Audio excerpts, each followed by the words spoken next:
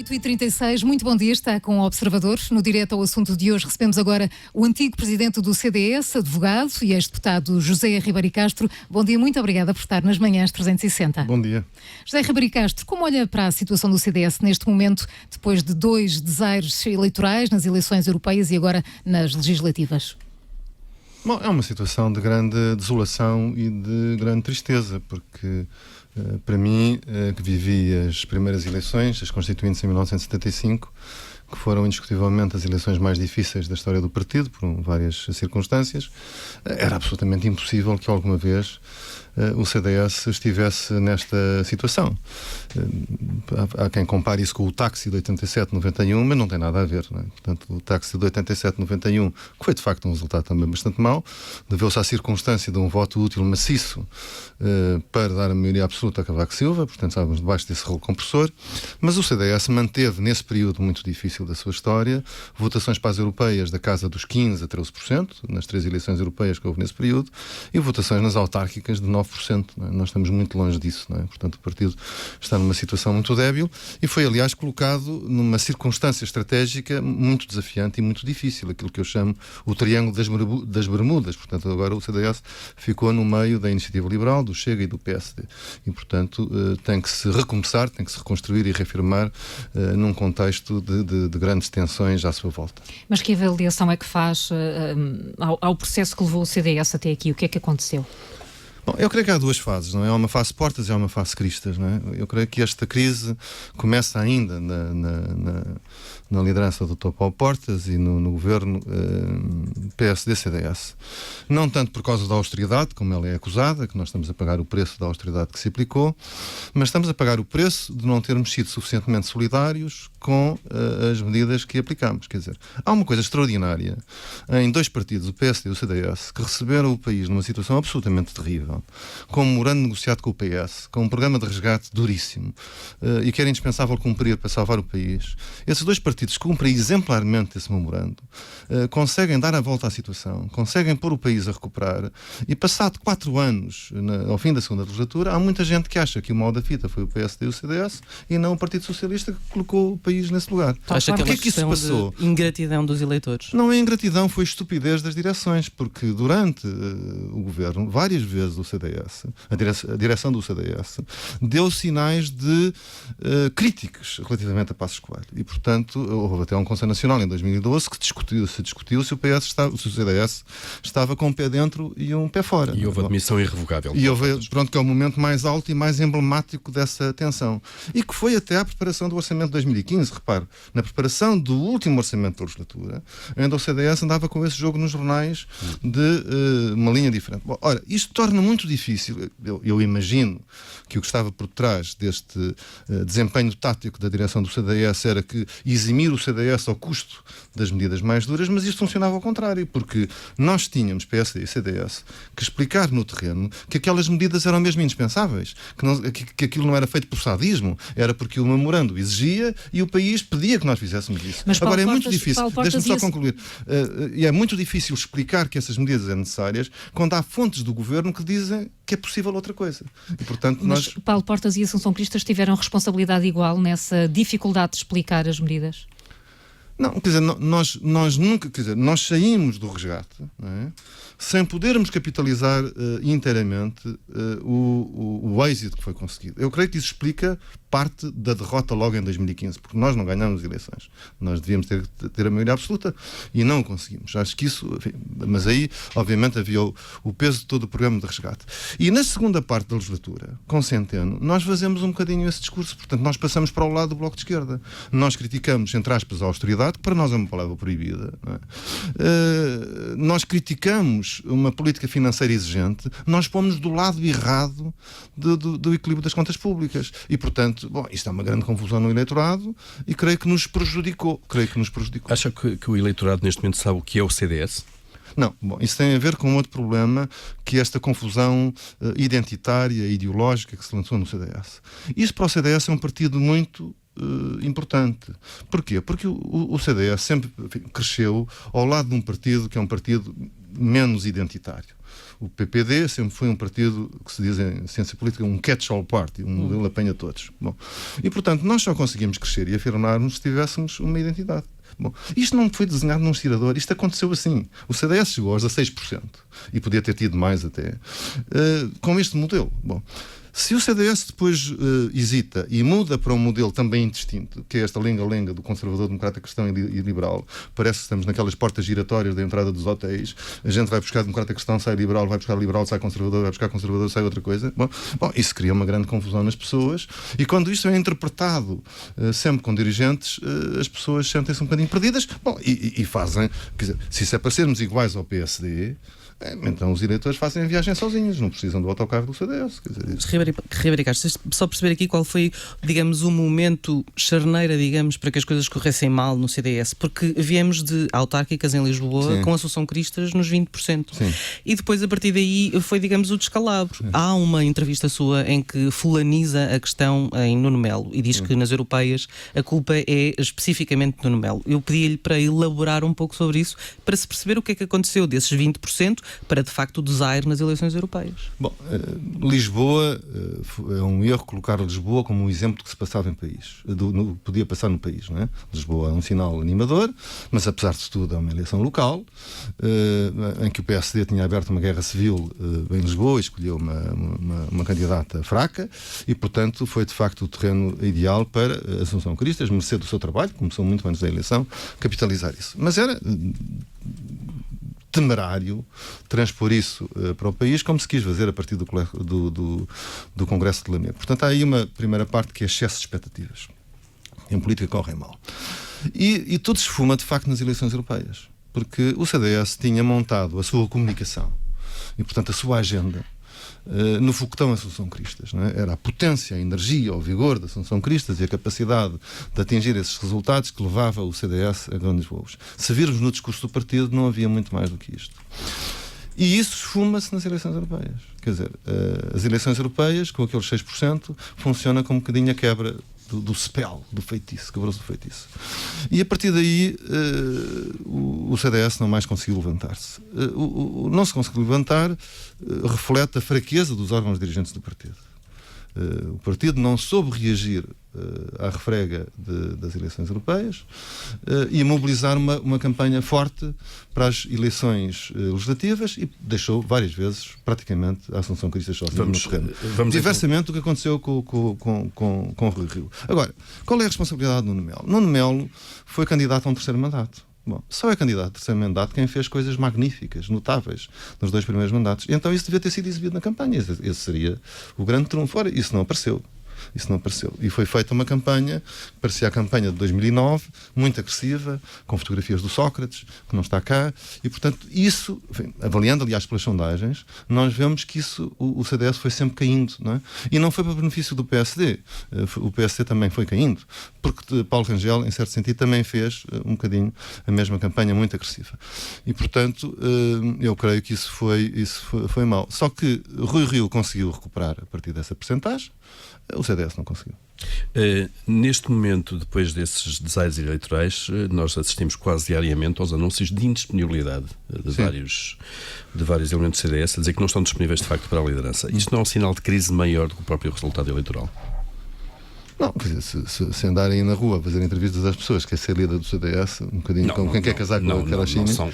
Não são quaisquer pessoas, são candidatáveis. Bom, mas a vontade das pessoas, eu isso não faço comentários, a vontade das pessoas candidatarem ou não e a disponibilidade para isso é dos próprios, eu não vou comentar isso. Eu não lhe peço um comentário individual, sim. É esta indisponibilidade genérica, parece que neste momento o CDS não é um bom sítio para... Sim. Eu não quer dizer, admito que se faça essa conclusão, mas eu até poderia fazer a crise contrária, quer dizer, também me parece que houve precipitações de candidaturas logo na noite de domingo e logo na segunda-feira, quer dizer, eu não creio que esse seja o principal problema.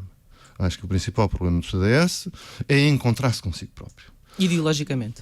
Não, politicamente, qual é o nosso mandato, o que é que vamos fazer e naturalmente também definir qual é a sua identidade e, portanto, fazer uma revisão do que é que correu mal. Porque eu tenho a minha leitura do que é que correu mal, mas eu estou fora.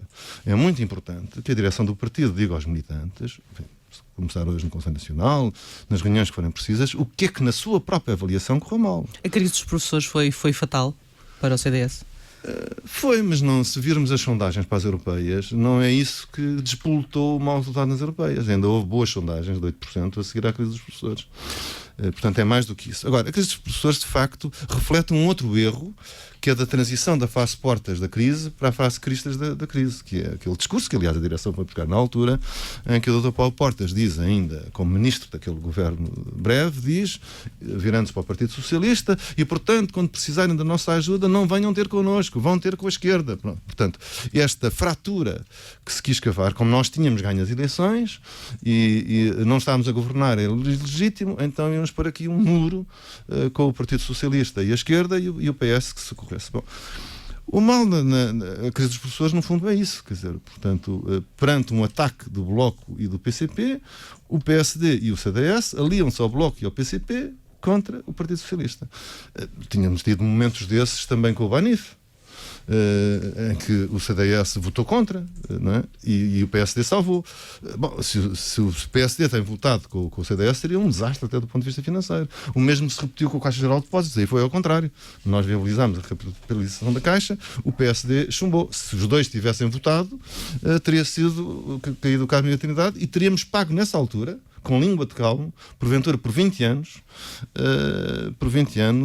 as consequências financeiras dessa votação. Nos professores, pagámos as consequências políticas, de facto, de um erro perfeitamente infantil e inexplicável para o eleitorado do CDS e creio também do PSD. Mas esse erro não foi só do CDS. Foi até mais do PSD do que do CDS. Mas concorda que houve sempre uma desarticulação entre as lideranças de Rio e de Assunção Cristas? Sim, esse é uma consequência do pensamento que nós ganhámos as eleições. Né? Como ganhámos as eleições, agora cada um corre por si. Quando, à saída das eleições de 2015, a prioridade estratégica era manter a concertação entre o PSD e o CDS. Para quê? Primeiro, ganhar as eleições autárquicas. Era absolutamente fundamental ganhar as eleições autárquicas para virar o sentido político desta legislatura e depois ganhar as eleições europeias. Ora, nós chegamos às legislativas tendo perdido e copiosamente as duas eleições. Neste contexto e em que aparecem novos partidos à direita, acha que o CDS corre o risco de se tornar irrelevante? Sim, bom, está a lutar quase com o PAN neste momento. Sim, está numa situação muito difícil, não é? Sim, há bocado referi o Triângulo das Bermudas, porque são aqueles que quisessem mais pressão sobre o eleitorado do CDS, mas de facto, enfim, não é bonito estar a disputar lugares com o PAN, ter sido ultrapassado pelo PAN em muitos sítios, não é? Mas isso também é uma lição quanto à questão de ideologia, não é? Eu creio que isso é uma questão mais geral da crise da direita, não é? Mais vale ser para-ideológico. Não tem que haver ideologia. Quer dizer, nós só podemos. Um eleitor confia em quê? Confia no caráter das pessoas, se é verdadeiro, se é mentiroso, se é trabalhador, se é preguiçoso, se é esforçado, se não é esforçado, se é leviano, se é profundo, ou nas ideias, nos valores, nos princípios que transmite. A ideologia. A direita desertou das questões ideológicas nestes últimos 20 anos. Não é? E, portanto, isto tem sido um passeio para o Bloco de Esquerda e já para o PAN. Dois partidos fortemente ideológicos, o Bloco com uma longa escola de pensamento por trás dele, o PAN é esta coisa mais animalista ou ecológica de agora, tem menos lastro, mas profundamente ideológico e atraem o eleitorado, não é? E pelo contrário o PSD e o CDS estão a perdê-lo. Acha que a direita vai ficar muito tempo afastada do poder? Não sei, depende do que estes partidos maiores fizerem, depende também da evolução que for da Iniciativa Liberal. Espera que a Iniciativa Liberal cresça, pelas suas palavras, é essa a sua expectativa? Sim, eu acho que não irá crescer muito, como os partidos liberais na Europa não são partidos dominantes, não conheço nenhum que seja um partido dominante, mas é um partido componente, é um partido componente-chave Mas aliás vem dizer coisas que eu disse muitas vezes. Por exemplo, este cartaz que cita a Margaret Thatcher, o socialismo acaba quando acaba o dinheiro dos outros. Isso é uma coisa que no CDS, enfim, eu por mim já devo ter citado 150 a 200 vezes. E no CDS, enfim, talvez uns 2 milhares de vezes. Portanto, não são coisas novas, não é? Mas o facto de assumir uma confrontação clara de que outros fogem, isso pode ser importante. José Ribeiro Castro diz que não é muito importante nesta altura não haver muitos candidatos assumidos para a liderança do CDS. Há Abel Matos Santos, há mais 2 outros que estão em período de reflexão, mas que admitem avançar. Tem preferência por algum deles? Não vou tomar... Não vou manifestar-se sobre nenhuma candidatura. Não falando de pessoas, falando do caminho que quer para a liderança do CDS e para os próximos anos de combate, digamos, de legislatura num Parlamento mais fragmentado do que estava anteriormente, pelo menos sem os tais acordos entre a esquerda e o Partido Socialista. E pegando, enfim, não querendo fazer a pergunta da Carla de outra forma, mas fazendo-a, que tipo de linha gostaria de ver à frente do partido?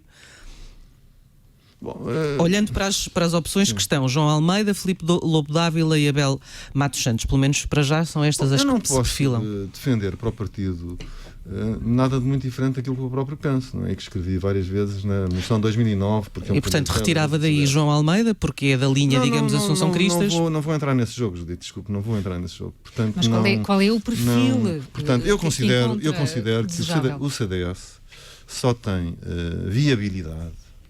Mais do que isso, só tem utilidade. Eu escrevi, aliás, um artigo no livro dos 40 anos do CDS, cujo título é Para que serve o CDS? E o que eu penso está aí. Não penso, não tenho mais nada para que é que serve nos próximos 4 anos? O CDS é um partido que tem uma identidade personalista clara. Essa é a sua matriz. E foi crescendo em determinadas circunstâncias. É um partido democrata cristão porque essa foi a definição que lhe foi dada pela adesão à União Europeia das Democracias Cristãs. E sempre foi aberto a outras correntes, mas que reconheciam o primado do personalismo e do humanismo personalista que está na Declaração de Princípios. E isso nunca foi um problema. Começou a ser um problema a partir dos anos 80. E esta coisa dos conservadores, democratas cristãos e liberais, que é uma fantasia que as pessoas acham que acrescenta, mas efetivamente subtrai. E isso deu o primeiro táxi, porque libertou as pessoas para irem votar em massa no PSD na circunstância que o permitiu, e também explica boa parte deste táxi de segunda extração. E, portanto, o CDS tem que ter tranquilidade quanto à sua identidade e não ter dúvidas. Bom, eu, aliás, às vezes dizia que o conservador e liberal no CDS não eram tanto substantivos, não eram coisas que estavam ao mesmo nível, mas eram adjetivos. Há versões mais conservadoras e há versões mais liberais. E estava tudo em paz e não havia problema. Bom, agora, o partido tem que ter essa identidade, porque se a não tiver, em que é que se diferencia do PSD? Nada. Bom, e agora é desafiado por um partido radical, de direita, conservadora, o Chega, e desafiado por um partido liberal que assume claramente, sem complexos, essa crítica. José Ribeiro Castro, uma parte importante... Bom, e depois tem que tratar internamente a sua vida, porque o partido, outra vez nos últimos anos, desde 2011, empobreceu-se muito na sua máquina, no seu aparelho. O CDS tem um funcionamento democrático interno muito débil, muito fraco, e que afasta as pessoas. E o CDS, obviamente, para fazer esta travessia, precisa de um grande enraizamento e de uma revitalização das suas estruturas de base.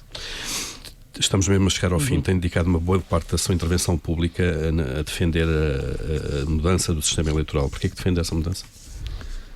Olha, os eleitores voltaram a falar nas eleições legislativas de 6 de outubro, quer dizer, apesar de ser uma eleição dramática, apesar da questão da maioria absoluta, mais de 200 e tal mil abstencionistas no território nacional.